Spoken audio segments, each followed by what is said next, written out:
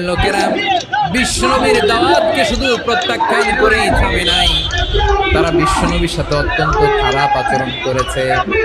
বিশ্বনবীকে শারীরিকভাবে হেনস্থা করেছে, আমার নবীকে শারীরিকভাবে অত্যাচার করেছে, আমার পেয়ারা নবীর গায়ে পাথর মেরেছে, বিশ্বনবীর গা বেয়ে ঝরঝর করে রক্ত ঝরেছে, নবী জামিনের মধ্যে লুটিয়ে পড়েছেন, আবার মেরেছে, আবার নবী হাঁটতে শুরু করলেন, পেছন থেকে আবার মেরেছে, আবার নবী রক্তাক্ত হয়ে জামিনের মধ্যে লুটিয়ে পড়লেন, আবার মেরেছে।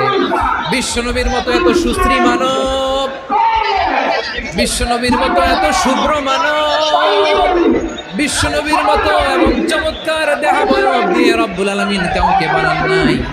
এরকম চমৎকার মানুষটাকে তারা তায়েফের ওই জমিনে রক্তাক্ত করেছে। বিশ্বনবী দুনিয়ার কোনো স্বার্থের জন্য সেখানে যান নাই, নিজের কোনো লাভের জন্য, প্রাপ্তির জন্য যান নাই। তায়েফবাসীদের